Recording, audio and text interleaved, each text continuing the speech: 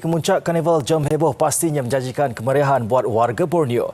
Bukan sahaja menjadi pusat senti buat sesi keluarga, malah karnival ini juga turut dimanfaat dengan inisiatif tanggungjawab sosial korporat CSR dengan kolaborasi bersama Unimas. Kita terus bersama Kadir di Kuching, Sarawak. Silakan Kadir.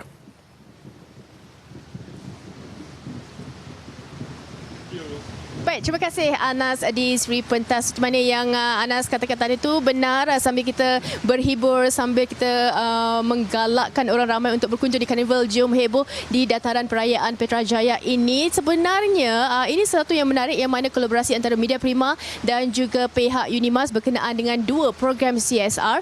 Dan untuk kita memperincikan berkenaan dengan program ini, kita nak bersama dengan Dr. Hashimah Ilyas selaku Koordinator Program Sains Tumbuhan Unimas. Apa khabar Doktor? Terima kasih kerana bersama dengan Buletin Pagi.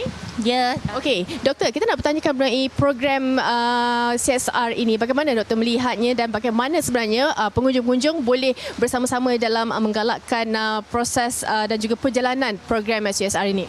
Okey, bagi kita di pihak Unimas, kita sangat bersyukur adanya program seperti ini sebab ia sangat bermanfaat untuk kita semua ya.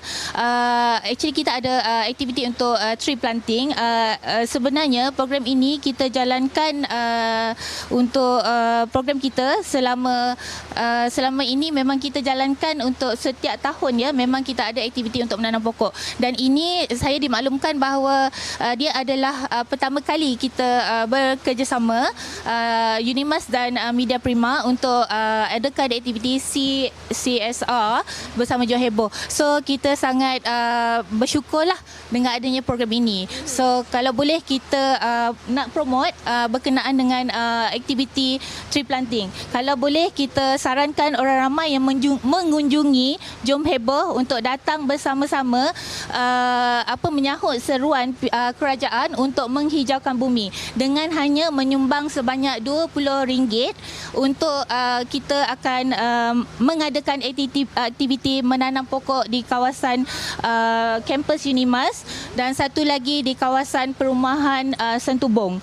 So kita sangat mengharapkan sebab kita target sebanyak 100 pokok untuk ditanam. Ya. Okey, dan kita melihat ini adalah satu inisiatif yang baik juga dan mungkin harapan doktor sendiri untuk program seperti ini yang mana kolaborasi antara pihak Karnival Jom Heboh dan juga universiti khususnya untuk diteruskan. Ya, aktiviti seperti ini sangat bagus ya. So kita mengharapkan adanya aktiviti seperti ini, kolaborasi bersama Jom Heboh di Karnival Jom Heboh yang lain untuk mengadakan kerjasama bersama universiti lain ya. Supaya aktiviti seperti ini akan berterusan. Ya. Terima kasih Dr. Hashimah dan semoga berjalan dengan lancar program ini. Dan selain daripada Plant a Tree, kita ada juga Reduce, Reuse dan juga Redesign yang mana pengunjung akan diberi taklimat tentang barangan kita semula yang boleh dihasilkan menjadi produk lain yang ini untuk mengurangkan lagi sisa tekstil yang kian bertambah. Ini saya kira satu langkah yang baik yang mana kita boleh bersama-sama dengan pengunjung untuk kita menggalakkan lagi kata kehijauan bumi ini. Saya kira sekian dulu, kita akan bawakan perkembangan daripada Karnival Jom Heboh di Kuching ini dari semasa ke semasa. Terima kasih penonton Buletin Pagi.